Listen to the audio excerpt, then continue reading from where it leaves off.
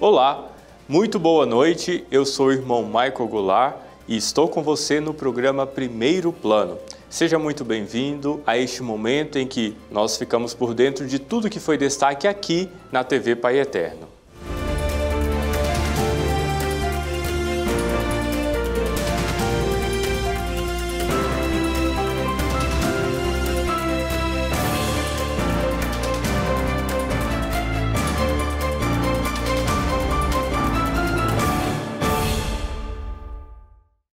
Eu já começo essa edição do Primeiro Plano falando dos 10 anos do pontificado do primeiro Papa jesuíta e latino-americano eleito após a renúncia do seu antecessor.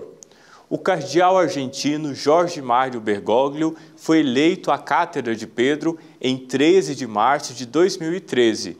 É o primeiro Papa a escolher o nome de Francisco. Com uma década à frente da Igreja, o pontífice já deixou a sua marca. Vamos ver a reportagem da Lohane Castro. O Papa Francisco é considerado um pastor simples e amoroso. Antes de ser nomeado ao cargo, foi um arcebispo muito amado em sua diocese em Buenos Aires. Aos seus sacerdotes, sempre recomendou misericórdia, coragem apostólica e portas abertas a todos. Uma das coisas que ele sempre colocava, podemos dizer assim, na vida dele era que a igreja deveria ser uma igreja aberta, uma igreja voltada para fora, uma igreja próxima da realidade da vida do povo, e ele colocava isso como um programa de vida, tanto que são conhecidas as viagens que ele fazia para as periferias ou para as comunidades próximas. Ele fazia de ônibus, fazia de metrô. E, às vezes, quando eu chegava na igreja, todo mundo esperava o bispo descer de um carro grande, e ali ser recebido com pompas. Às vezes, ele já estava lá dentro da igreja, rezando. Em 13 de março de 2013, quando foi nomeado Papa, o cardeal Jorge Bergoglio se apresentou na Praça São Pedro, lotada. E, pela primeira vez, um pontifício adotaria o nome Francisco. Essa eleição foi repleta de ineditismo. Também foi a primeira vez que a Igreja Católica ganhou um líder latino-americano e ainda jesuíta. E é a partir daí que ele vai colocar, digamos assim, dois objetivos, duas metas a serem alcançadas. Uma é aquela de uma reforma da Igreja que foi, digamos assim, solicitado durante o período antes do conclave, entre a morte do Bento XVI e o conclave que o elegeu Papa. Porque os cardeais passaram quase um mês em Roma, lá no Vaticano, reunindo. E, segundo se sabe ali, pelas crônicas, o que eles pediam a um novo Papa, fosse ele quem fosse, que realmente provocasse uma reforma, conduzisse uma reforma. E o Papa, obediente a essas orientações, ele pensou e projetou conduzir essa reforma, como a gente sabe, ali escolhendo alguns cardeais para formar uma espécie de comissão que iria estudar essa proposta de reforma. E a segunda coisa é a proposta pastoral. Proposta pastoral. Então, uma coisa interessante, portanto, nesse sentido, é que as falas do Papa, digamos assim, elas refletem o seu pastoreio enquanto bispo. O Santo Padre enfrentou grandes desafios ao longo desses 10 anos. Escândalos de pedofilia do clero provocaram divisões internas na igreja e vários problemas com fiéis. Enquanto tentava resolver essa situação, o Papa continuou seu trabalho, sempre com muita alegria e compaixão. A Igreja Católica tornou-se mais carismática, deixando de lado o conservadorismo. O Papa pregava uma igreja em saída, de portas abertas, que ama e acolhe as ovelhas. Só que isso fez ele enfrentar resistência e lutas de poder entre bispos, padres e cardeais, que não se adaptaram às mudanças. Na verdade, eu diria que mais do que a diversidade por posição doutrinar, na verdade, ali tem um apego ao poder, aos privilégios, que muita gente quer manter na igreja. O Papa, com sua simplicidade, bate, lógico, de frente com essas coisas. Sempre aberto a ouvir, Papa Francisco é guiado por uma visão pastoral muito próxima das pessoas. Sua visão de igreja é centrada na misericórdia, acolhimento dos mais fracos, não forçar uma visão idealizada da família, pensar no ambiente em que vivemos, já que foi doado por Deus, e cuidar do que temos. A gente lembra dos sínodos sobre a família, o sínodo da juventude, né? Ele impôs uma nova metodologia, digamos, a esses sínodos, né? A metodologia sinodal de escutar e escutar mesmo, o máximo possível, de rezar sobre os problemas ali apresentados, como aconteceu, por exemplo, no Sínodo dos Jovens e, sobretudo, no Sínodo da Amazônia, né? Que foi ali uma experiência sinodal muito importante, né? Em 10 anos de pontificado, o Papa Francisco já é o maior canonizador de santos da Igreja Católica. Foram mais de 900 canonizações e mais de 1000 beatificações, diferente do seu antecessor Bento XVI, que inscreveu no cânon 45 novos santos e 371 beatos, em quase 8 anos à frente da Igreja. As viagens missionárias fazem parte da vida do Santo Padre. Ele visitou vários países, incluindo o Brasil, fez centenas de discursos, 5 exortações apostólicas, 3 encíclicas, várias constituições apostólicas, cartas, mensagens, motu próprios e uma bula. Em termos de geopolítica, Francisco já garantiu seu nome na história. Ele é apontado como responsável pelo fim de um rompimento que parecia eterno, o das relações entre Cuba e os Estados Unidos, interrompidas em janeiro de 1961 e retomadas em dezembro de 2014. 18 meses antes do anúncio diplomático, Papa Francisco intermediou conversas entre ambos os governos, no Canadá e no Vaticano. E um dos maiores legados que ele deixa para a Igreja é a sinodalidade. Eu acho que é um legado que vai ficar por muito tempo para nos ajudar eu não diria realizar um novo paradigma, né, mas que vai nos dando, né, na verdade, luzes, orientações, vai norteando uma caminhada da Igreja que seja mais dialógica, uma igreja que seja mais próxima, uma igreja do encontro, uma igreja ecumênica, uma igreja que está aí, né, não condenando, mas acolhendo, e a igreja da misericórdia, né? E esse Papa, ele verdadeiramente ele trabalha tudo isso, né?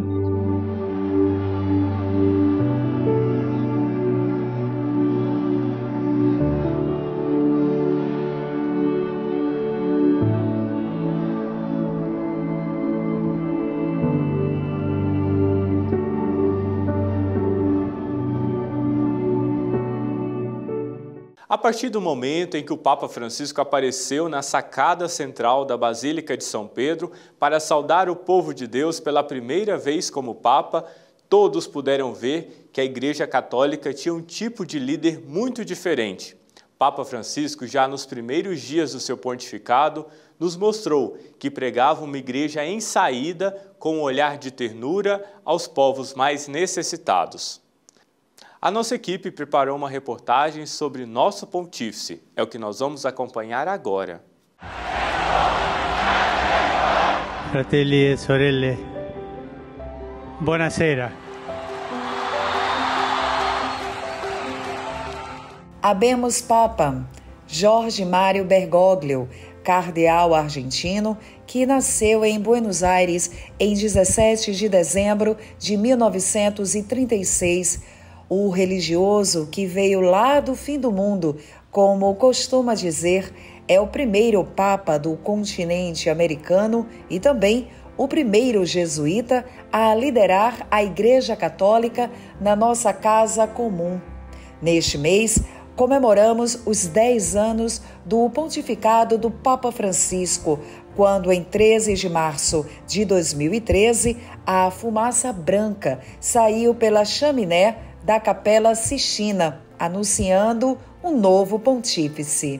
Recordando aquele dia, choveu muito, final da tarde, para de chover, e a alegria de mais de 40 mil fiéis que se encontravam na Praça São Pedro naquele dia, ou naquele final de tarde, a comunicação de que Jorge Mário Bergoglio, então, seria o novo Papa. Imediatamente, Bergoglio adota o nome Francisco e acolhe a personalidade e a atitude do padroeiro dos animais. Quando sai Papa Francisco, então ele adota o nome de Francisco, né? Recordamos uma sugestão, como ele mesmo falou, do nosso querido Cardeal Umbes, né? Não se esqueça dos pobres. Aquilo tocou tanto o coração que imediatamente vem em mente, né, um jesuíta que recebe o nome de um franciscano, não? Lembrando dos pobres. E quando ele sai, né, a grande surpresa, ele não saiu com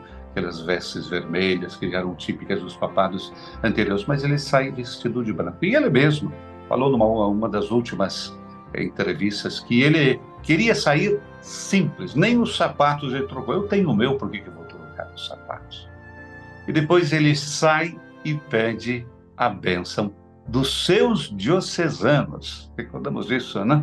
A diocese de Roma. Antes de eu dar a minha primeira bênção, eu quero receber a bênção dos meus diocesanos e de todos vocês. E abaixa a cabeça, né? Singular esse gesto. Antes mesmo de ser Papa, ele é bispo de Roma, com costumes tipicamente católicos. Ele é bispo de Roma e é Papa. E ali começa a grande história de Francisco, um Papa latino-americano que leva o jeito latino-americano para, quem sabe, uma cúria meio engessada. Um Papa que quebra costumes e as regras duras da Igreja Católica. O primeiro gesto dele, ele vai à Basílica de Nossa Senhora, não? Santa Maria Maior. Ele vai lá agradecer, né? Em todas as viagens, antes de ir, e quando ele volta, ele vai primeiro entregar a viagem, e as viagens internacionais, eu falo, né? E depois vai agradecer pelo êxito.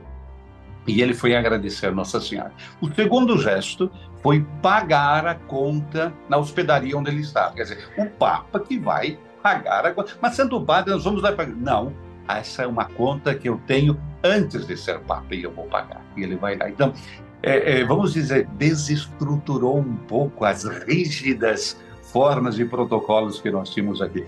A primeira viagem internacional do Papa Francisco foi realizada em julho de 2013, na Jornada Mundial da Juventude, no Rio de Janeiro. Uma graça para nós, né? Um privilégio para nós brasileiros. Ele vai ao Rio de Janeiro para a JMJ, né? A Jornada Mundial da Juventude. E quando ele chega, o primeiro problema: erram a estrada. Eu diria que ele acerta a estrada. Todo mundo diz que ele errou a estrada, mas eu acho que ele acerta porque ele se encontrou com o povo que ele tanto ama. E quando falaram, mas Santo Padre, você não ficou com medo? Não, o povo me defende. E a segunda coisa, um carro muito simples, né? Um carrinho, digamos, doméstico, né? Não era esse carro.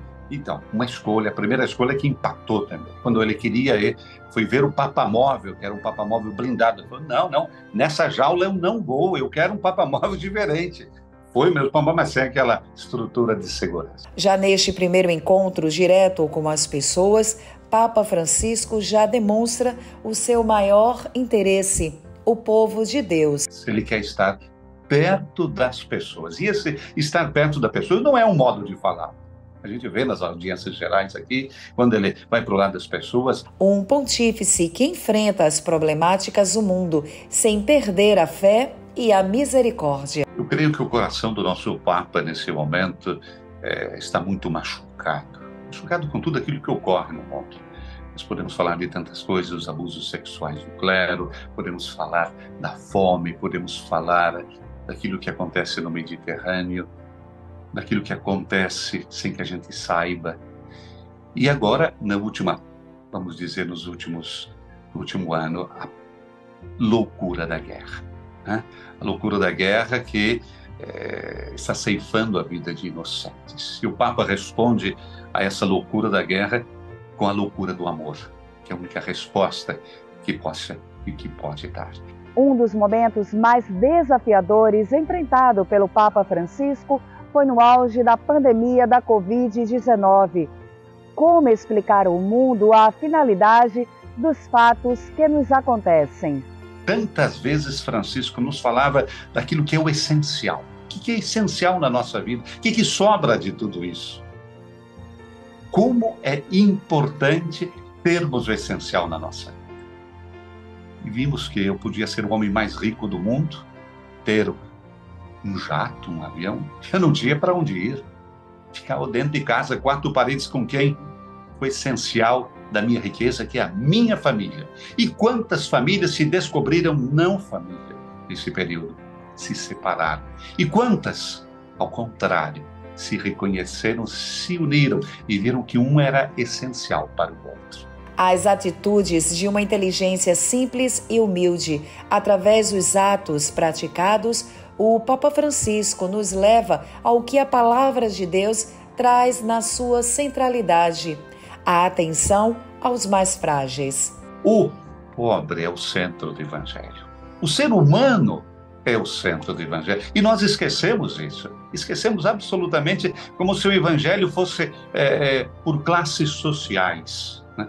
Papa Francisco nos dá exatamente essa dimensão, esse estar com as pessoas, ir ao encontro das pessoas. Quando ele pede uma igreja em saída, não é para sair na porta da igreja e ficar abanando um lencinho branco ou uma bandeirinha do Vaticano.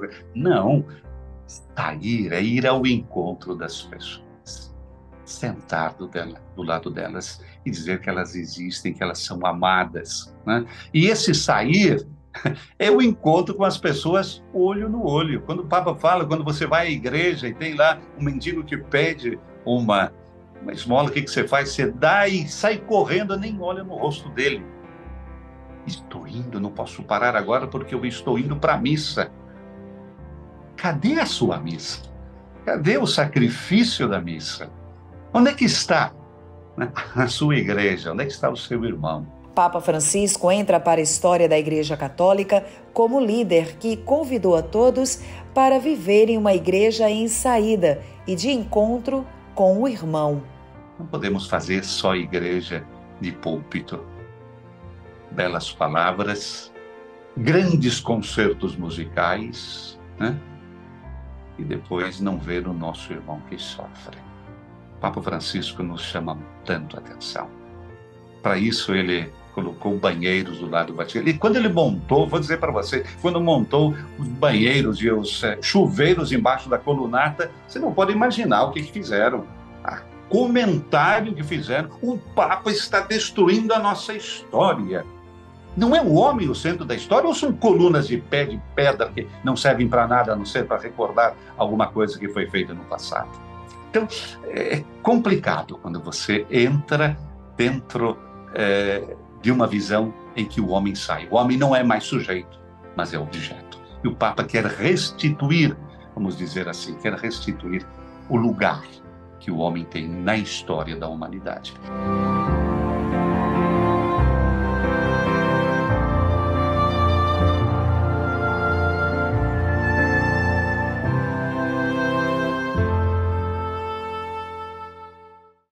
Ainda sobre os 10 anos do pontificado do Papa Francisco, vamos acompanhar uma entrevista especial com o cardeal e arcebispo do Rio de Janeiro, Dom Orani João Tempesta, sobre o Papa Francisco e a sua visita ao Brasil.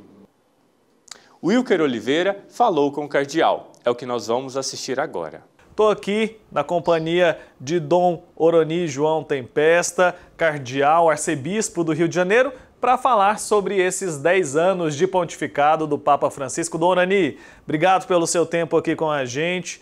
Seja muito bem-vindo à TV Pai Eterno. Uma alegria, nossos cumprimentos a você e a todos aqueles que nos veem nesse momento, pedindo que a graça e a paz do Senhor seja com todos aqueles que estão nos sintonizando nesse momento, através das várias mídias. Dom Orani, queria começar falando um pouco sobre o que marca até aqui o pontificado de Papa Francisco.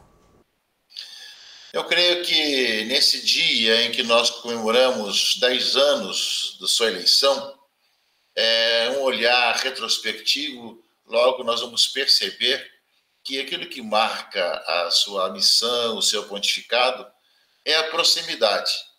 A proximidade com as pessoas, com os assuntos, com as várias situações do mundo, com as várias ideias, com as preocupações também das religiões, com a preocupação com os pobres, enfim. o Papa da proximidade e, ao mesmo tempo, que incentiva uma igreja que vai ao encontro das pessoas, como ele chama, a igreja em saída. Nós tivemos a oportunidade de ser a primeira arquidiocese do mundo a receber uma viagem internacional do Santo Padre.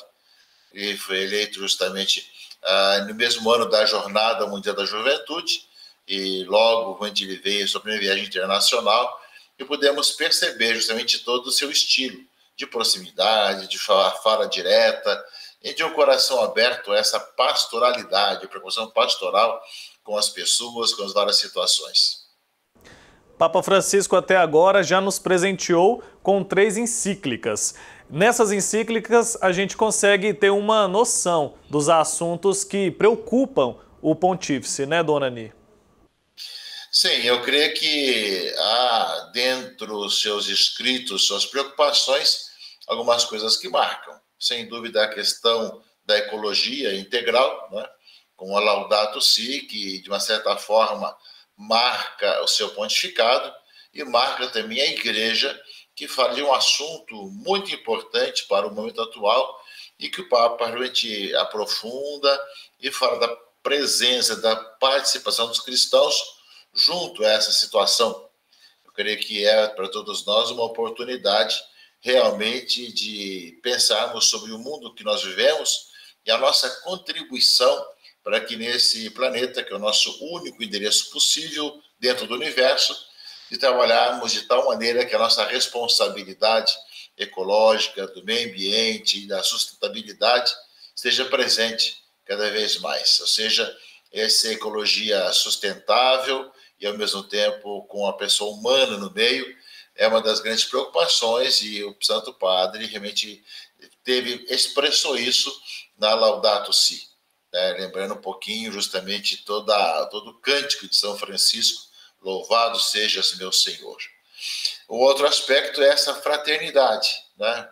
O Fratelli Tutti, de tal maneira que as pessoas possam perceber que nós estamos num mundo em que nós somos chamados a viver como irmãos que se querem bem, que se aceitam na diversidade de opiniões, de ideias.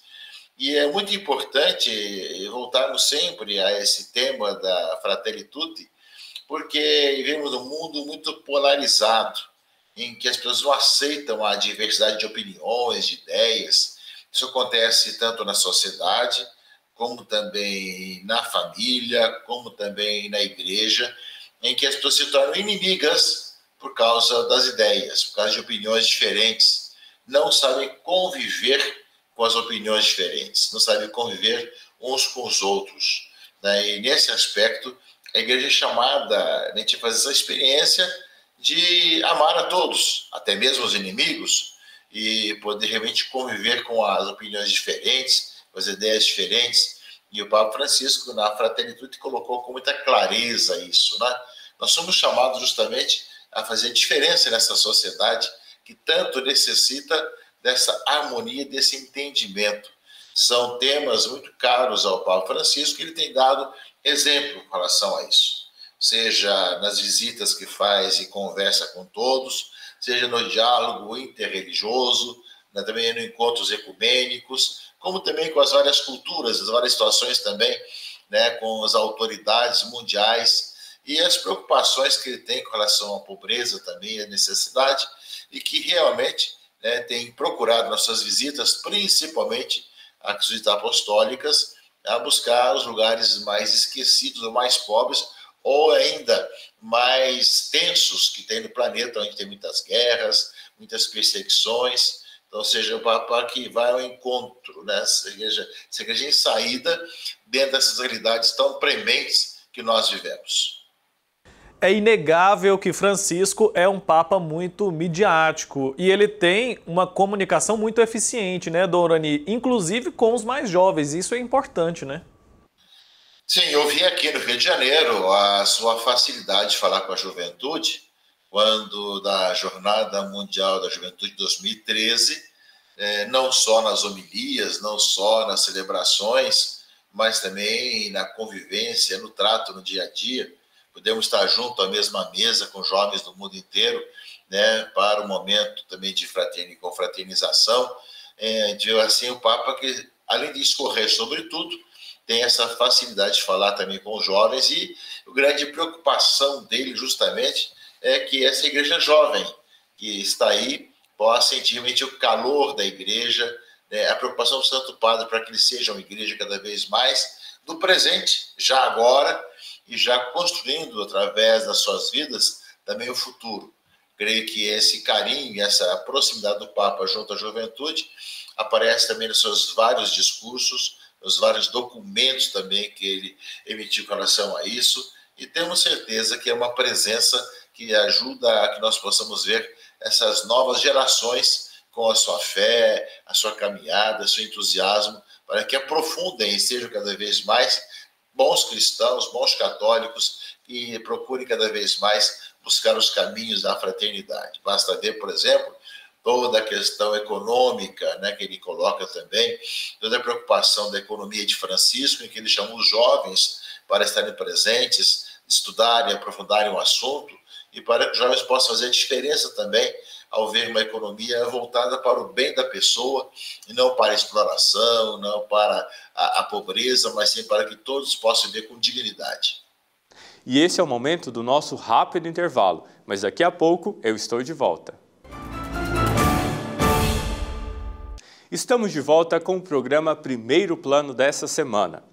E nessa semana a igreja celebrou o dia de São Clemente Maria Hofbauer.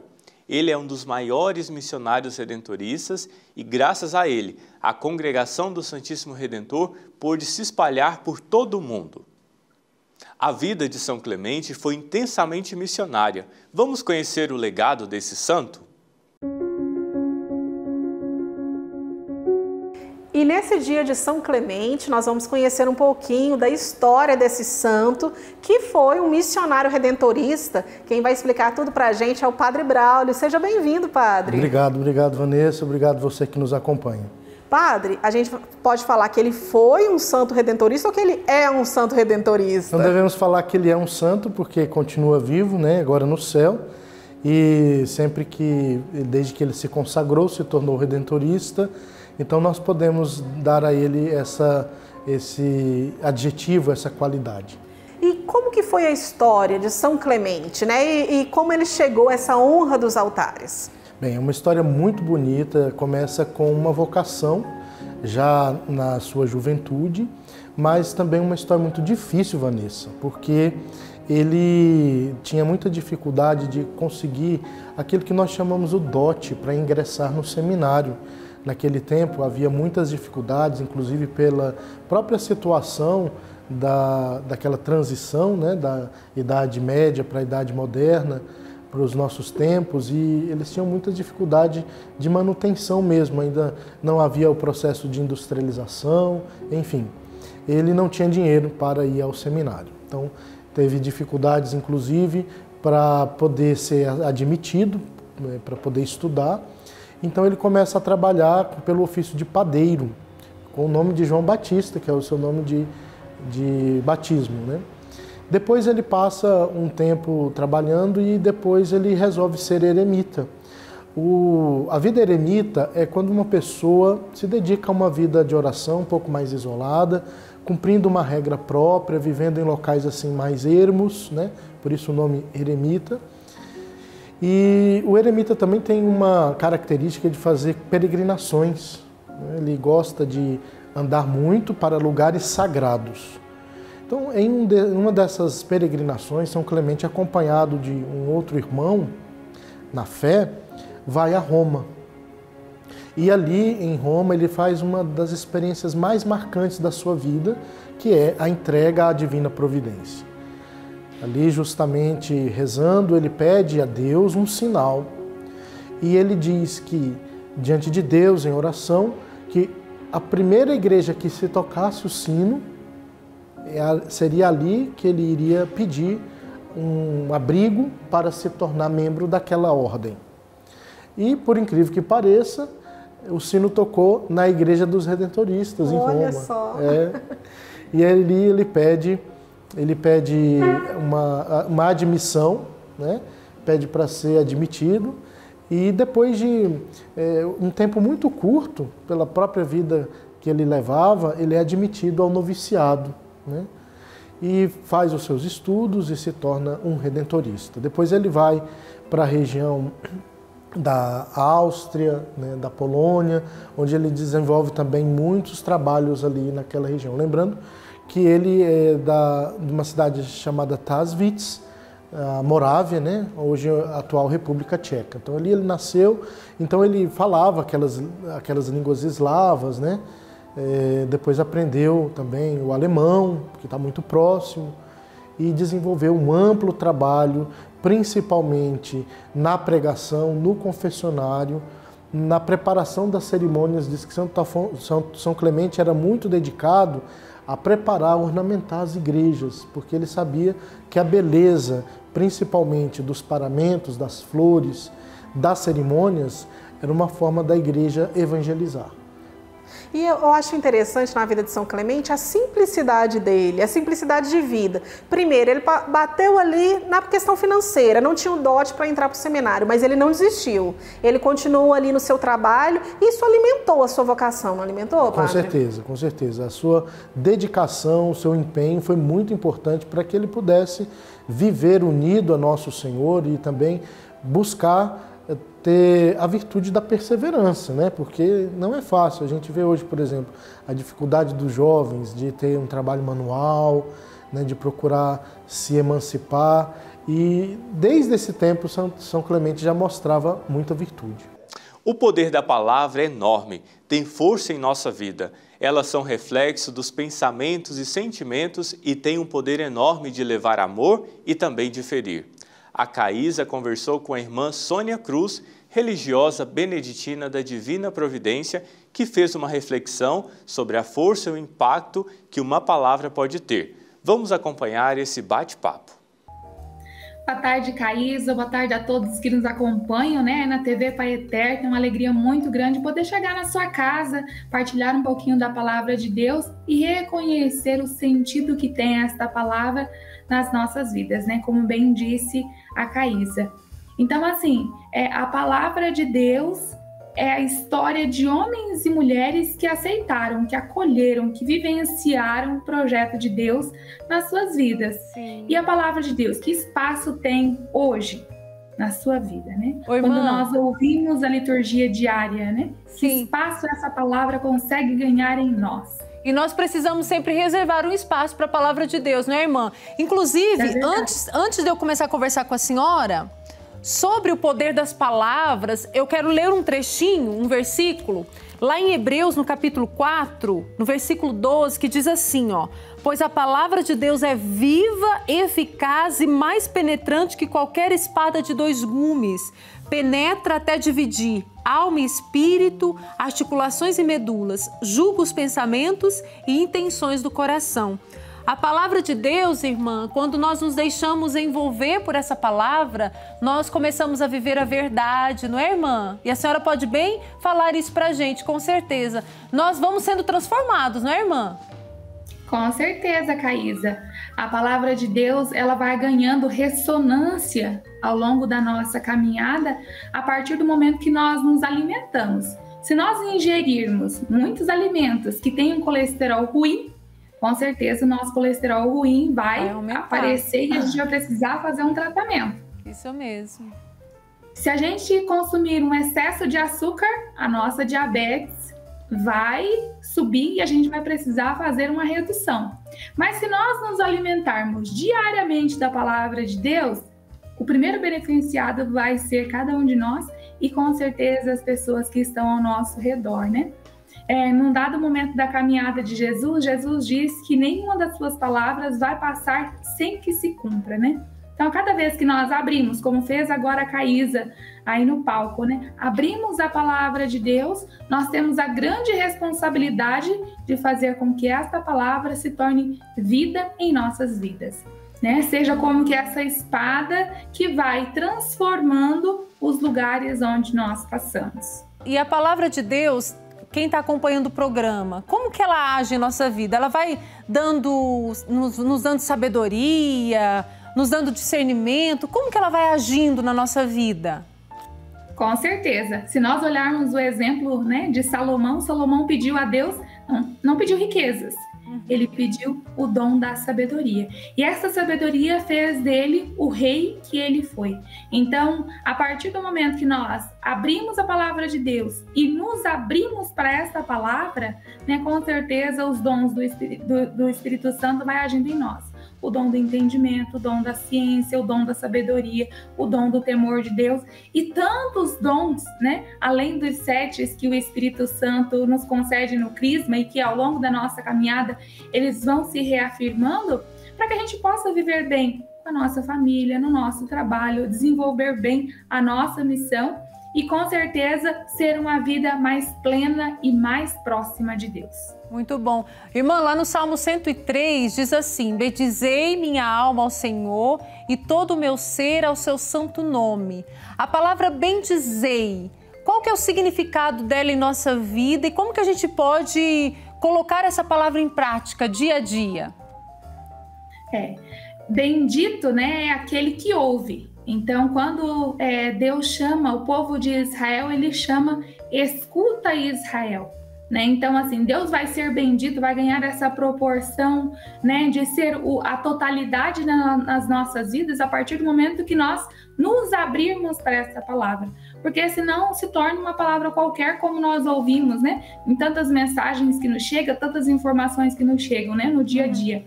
Mas quando nós nos abrimos e acolhemos esta palavra, não como qualquer palavra, como palavra de Deus.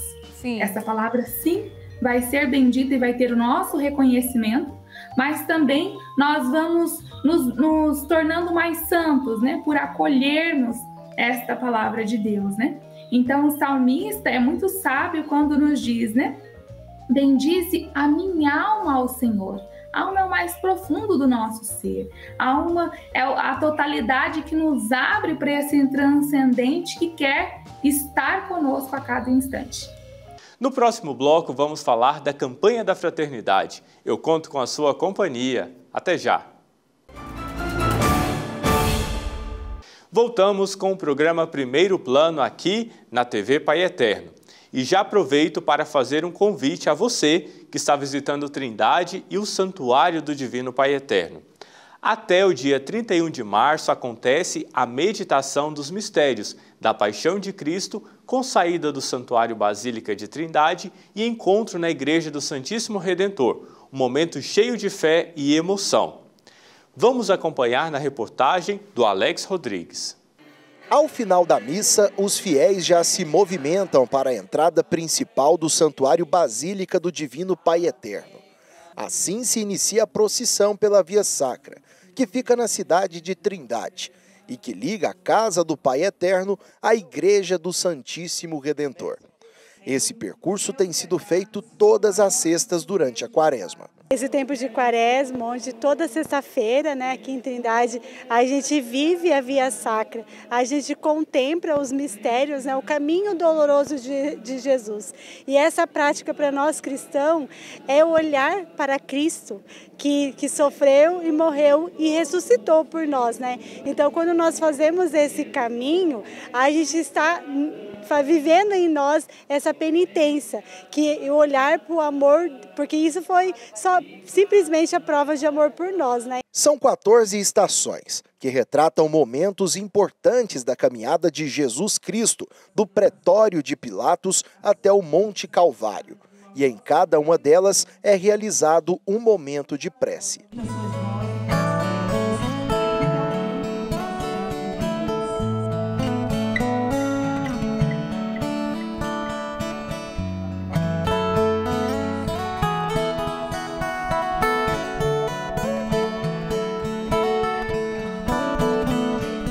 Um momento de meditação, né, de interiorizar, de rezar, de trazer para dentro de nós, agora na Quaresma, a oração, a reflexão sobre as dores de Cristo, né, e trazer também para o nosso mundo de hoje todos os problemas que a gente está passando e pedir a Deus essa superação através, né, do sacrifício dele, que a gente também aprenda a carregar nossas cruzes e a vencer esses obstáculos.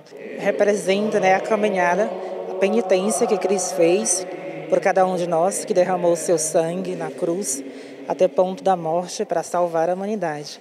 E na maioria das vezes nós somos tão hipócritas que nem paramos para agradecer. Mas que bom que aqui estamos, muita gente, louvado seja bom Deus por isso, por nos conceder essa graça de participarmos e refazermos os últimos caminhos de Cristo. Para você que está planejando vir até Trindade nos próximos dias, o convite está feito. A procissão tem cerca de 1 quilômetro de distância e pessoas de todas as idades têm participado. A cada semana, a procissão tem ganhado novos fiéis participando. E um detalhe importante, esse percurso é realizado todas as sextas, logo depois da missa, das 7h30 da noite, no Santuário Basílica do Pai Eterno. Parece curto e rápido, mas é um percurso marcante, tanto para quem vive esse momento sempre, como para quem vem pela primeira vez. É um momento único para mim. Faz 1 ano e meio que eu tratei de 3 cânceres e já estou curada. Em nome de Jesus e do Divino Espírito Santo, eu estou curada. Então eu tenho muito, muito, muito que agradecer mesmo. Então é um momento único para mim. Eu, do jeito que eu estou, eu subi tudo isso e subi a ladeira aqui, a escada. Então isso aí é maravilhoso. Isso é coisa de Deus, do Divino Espírito Santo. Só pode ser. A Quaresma é momento para reflexão. E relembrar a paixão de Cristo é necessário. A Via Sacra é esse caminho que nós, cristãos católicos, repetimos, meditando os mistérios da paixão de Jesus Cristo, desde a sua condenação, as quedas que ele levou durante esse caminho, o momento que ele encontra com as santas mulheres, o momento que é ajudado por Simão Cirineu, o momento que ele recebe a coroa de espinho, o momento que é despido das suas vestes, o momento que é açoitado, o momento que é crucificado e morto.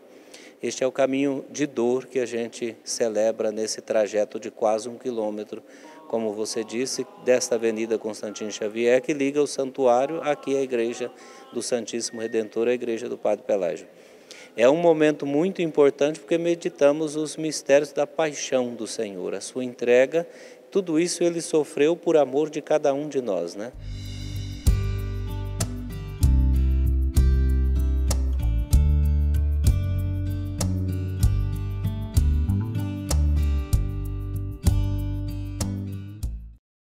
A Quaresma é o tempo de jejum, penitência, caridade e oração, para facilitar o contato com a fé e a espiritualidade nesse período. Uma paróquia aqui de Goiânia criou um aplicativo que você pode baixar no seu smartphone como proposta de orações e desafios durante a Quaresma. Vamos acompanhar a reportagem que o Alex Rodrigues preparou para nós. Bom, hoje vamos explicar um pouco mais a respeito do aplicativo CrossFé, um aplicativo desenvolvido para esse período de Quaresma. E para falar mais a respeito desse assunto, eu estou aqui com o Padre Marcos Rogério. Padre, primeiramente, sua bênção. Sua bênção. E conta um pouco para a gente dessa iniciativa, Padre.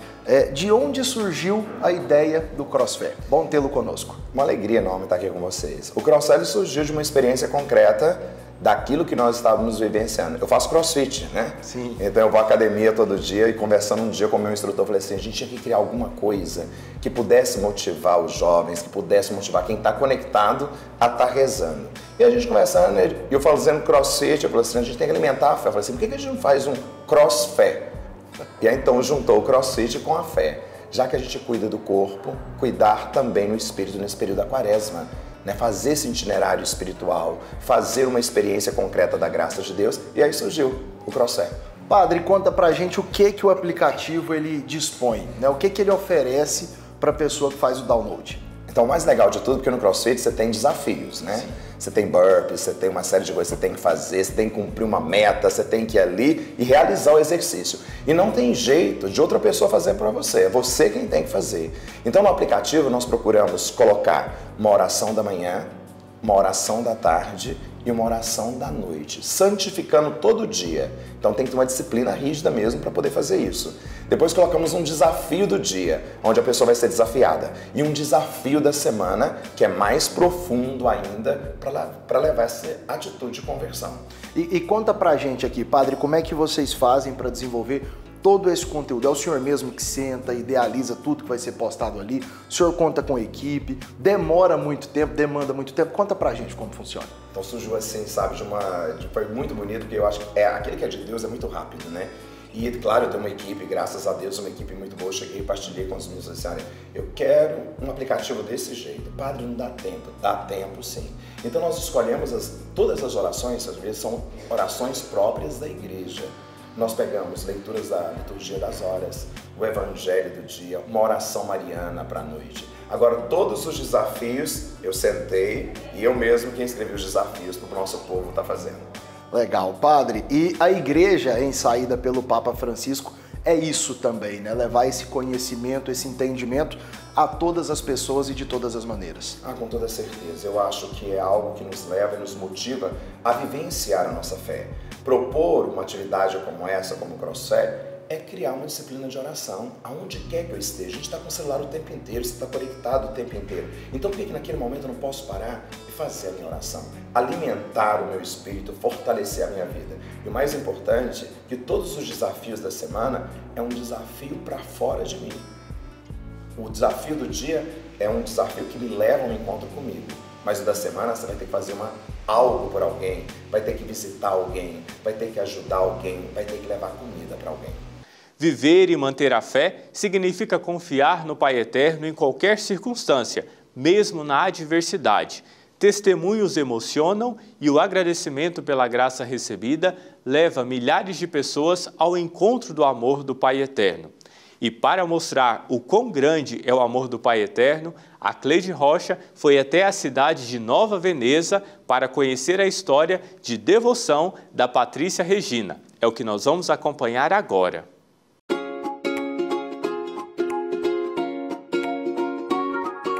Se existe uma coisa que eu gosto é sair do estúdio e visitar as pessoas para contar a sua vida, para contar as suas obras.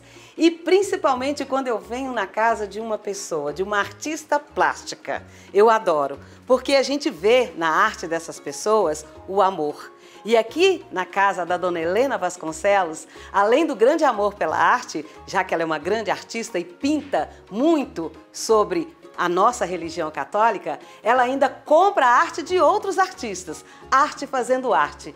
E o bom dela também, gente, é a solidariedade. Ela leva a sua arte para as pessoas carentes, por exemplo, pessoas que estão doentes, pessoas de comunidades. E nós vamos bater um papo com ela, vocês já estão vendo aqui, ó, que como eu disse, é apartamento / galeria de arte. Você vai conhecer um pouco mais sobre essa grande artista agora.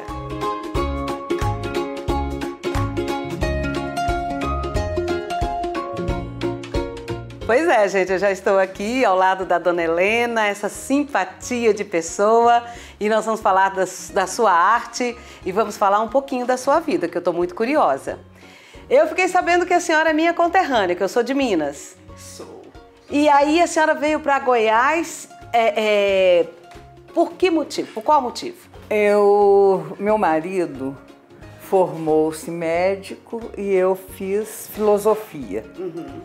E ele fez residência em Ribeirão Preto e lá ele foi convidado para trabalhar aqui. Ele veio para ver, veio para fazer experiência e nós casamos então e viemos para começar a experiência. E a experiência era de 3 meses, durou 1 mês só, ele já foi efetivado e nós ficamos, são 47 anos já.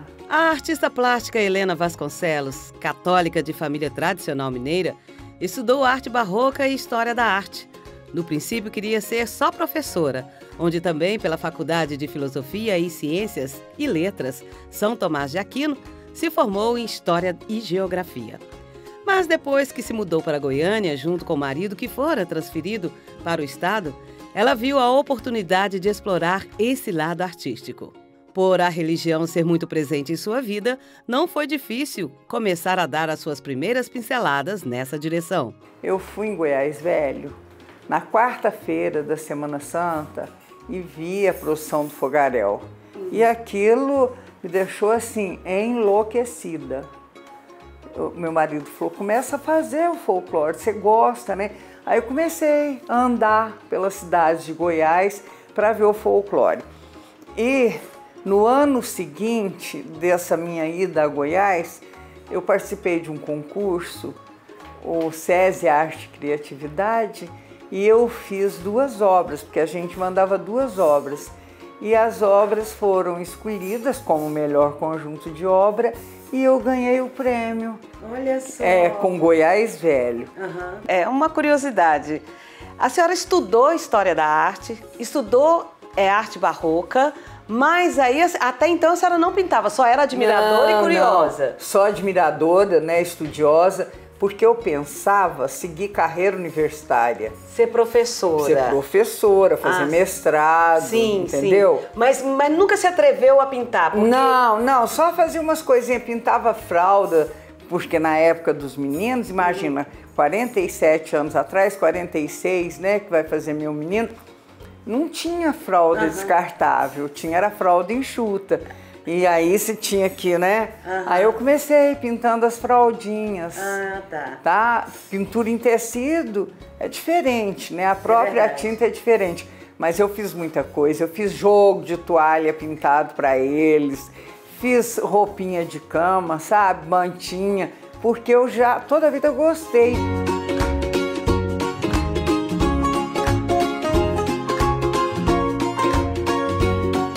Você pinta a emoção? Emoção. Eu pinto emoção, pinto a minha memória afetiva, né?